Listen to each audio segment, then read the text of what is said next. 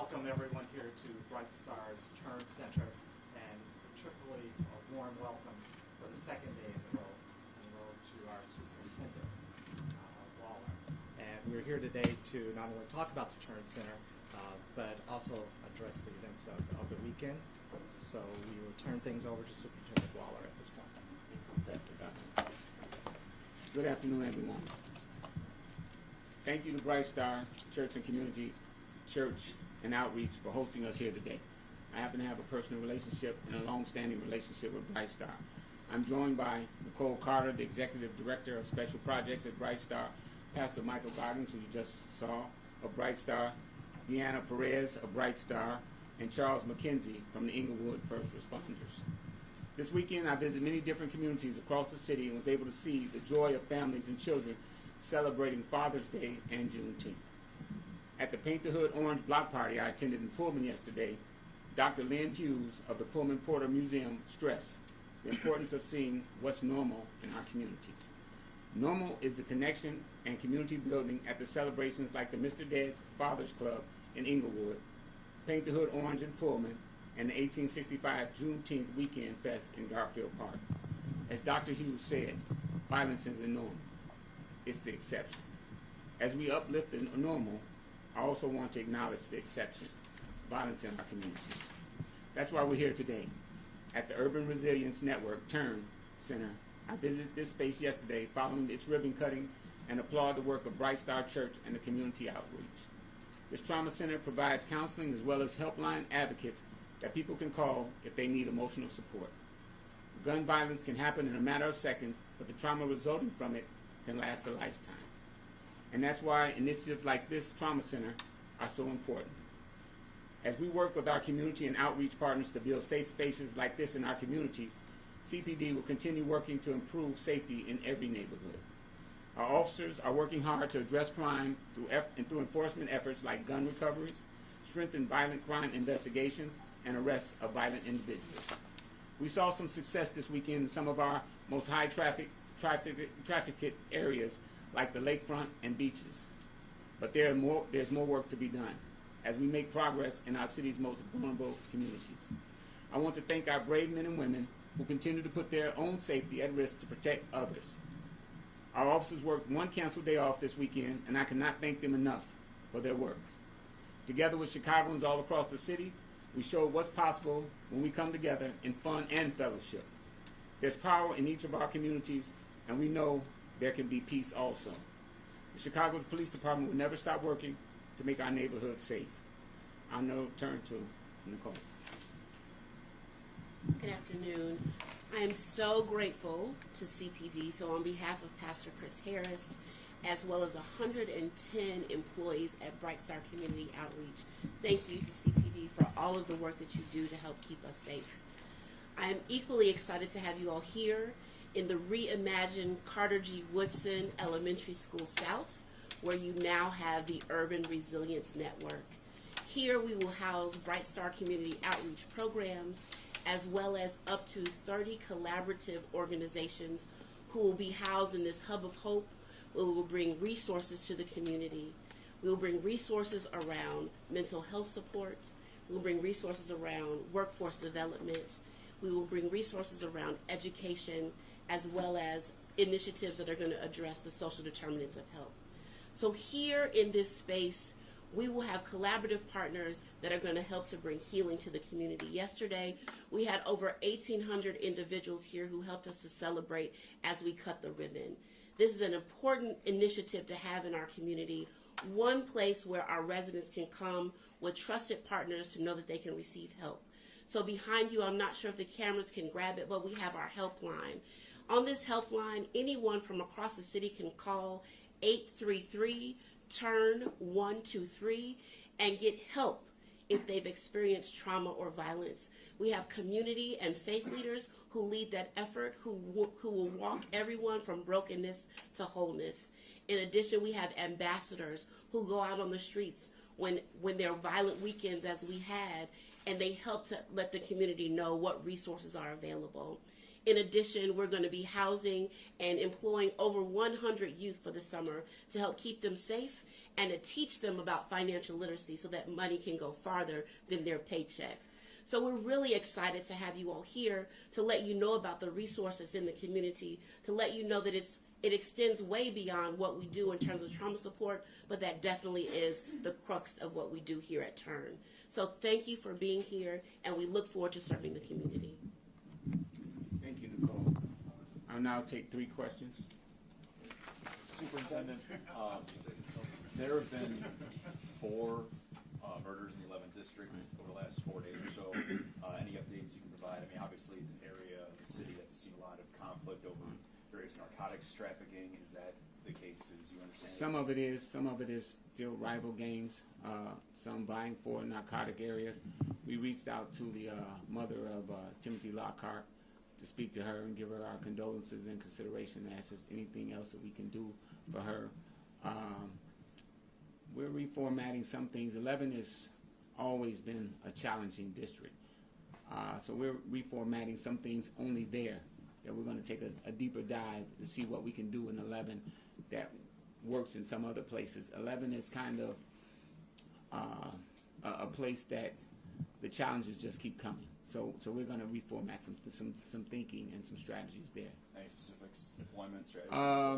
I don't want to say right now what we're doing. We're in the process of doing that. We worked on it some this weekend. We have to look at the manpower and the resources that we have first. Superintendent, 13 people killed, 75 shot over the weekend. It may not be fair, but already people are getting anxious. Right. With you and the mayor, been on the job Right. 5 weeks.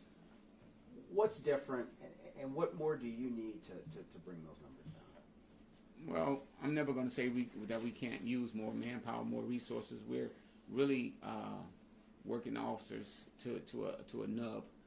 We're canceling days off all the time, and we've never had a Juneteenth or a Father's Day that we looked at the same as we look at 4th of July or Memorial Day as far as what the resources that we have to put out. What keeps me encouraged, and I know this keeps the mayor encouraged, the various places that I've been, no one is feeling like this is a hopeless effort. No one, the exchange that I saw the officers with all the different places from Inglewood to the West Side and Garfield Park, everyone is still encouraged, and everyone is encouraging me, keep going, doing the things that we're doing.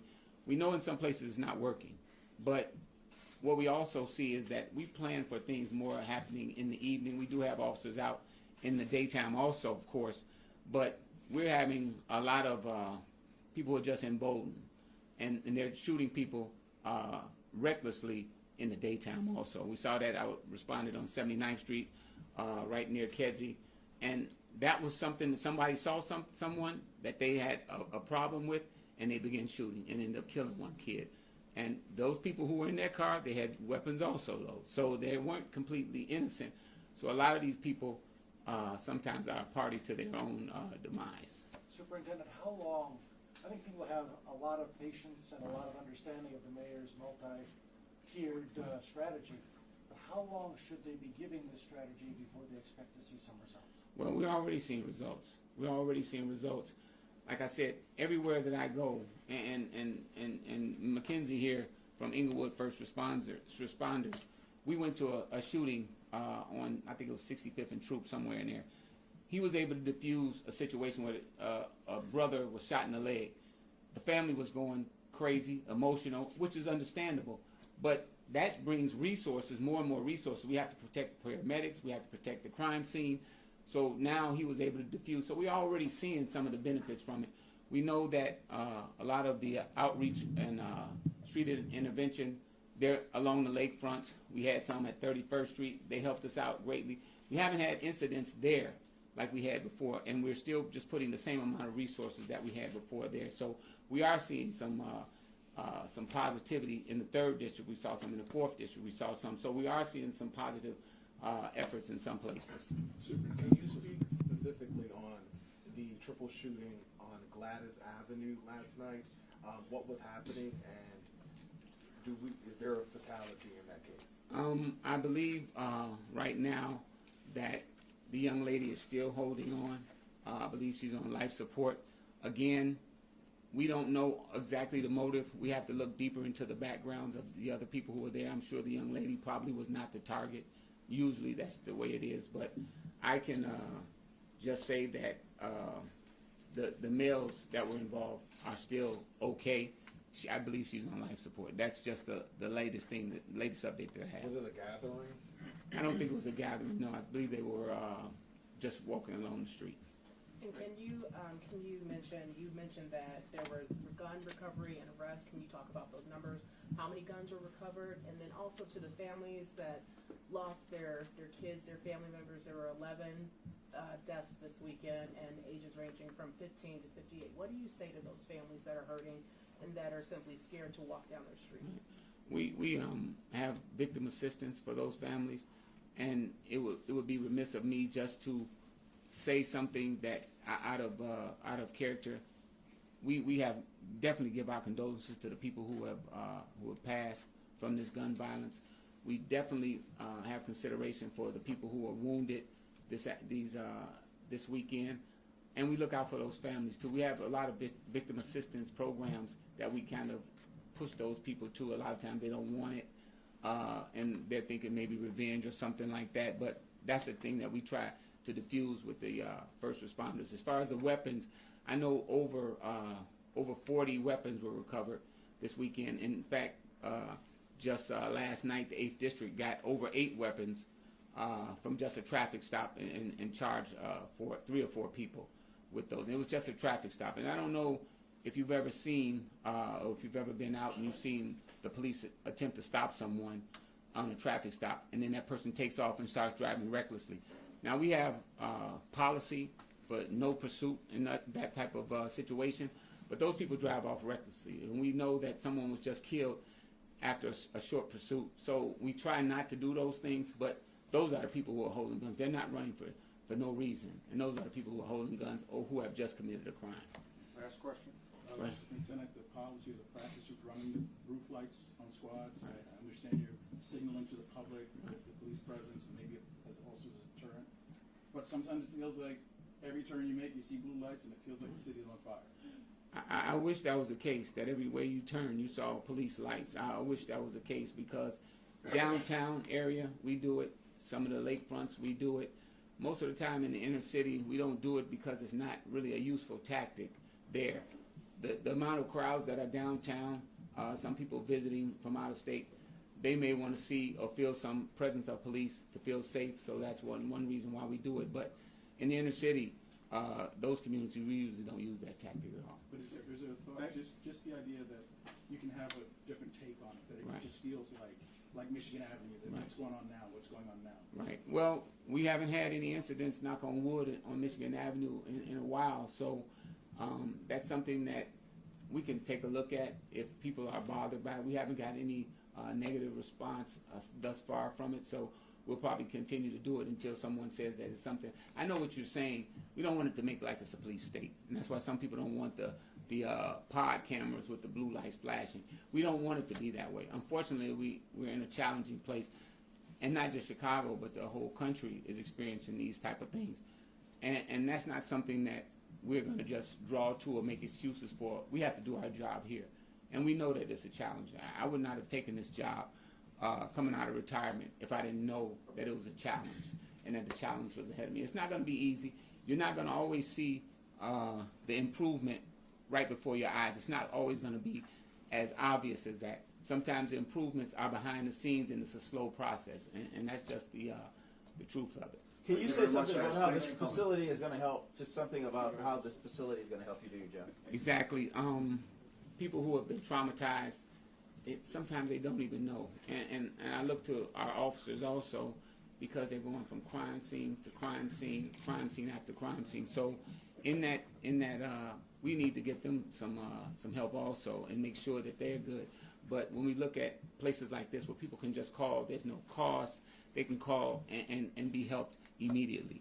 And I know that I'll let Nicole speak to a little bit more of that, so you can give them the specifics. Absolutely. So actually in the past we've done training with CPD in the 2nd District to really help our officers who are dealing with traumatic situations.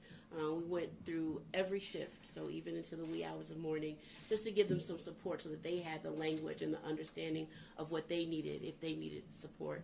But in addition, as Superintendent mentioned, anybody who has been affected by trauma or violence can call our toll-free number. Again, there's no charge, there's no length of time. You could have experienced trauma or violence yesterday, 10 years ago, or if you're honest about it, you could watch the news and be traumatized to come out of your house because you're not sure. That would qualify as somebody that we would help. So they can call here. In addition, we know that the cause of violence is not linear, and so we know that the answer is not linear either. So that's why we have a whole umbrella of supportive services here. If you're violent because you just need to put some food on your child's table, then we can give you workforce development training here, and we can help you to get a job. If you're just stressed out and you don't know how to cope, we can give you anger management classes or conflict resolution. So here we literally have an ecosystem of care that anybody in the community can have access to. Thank you, Ms. Carter. Thank you, guys.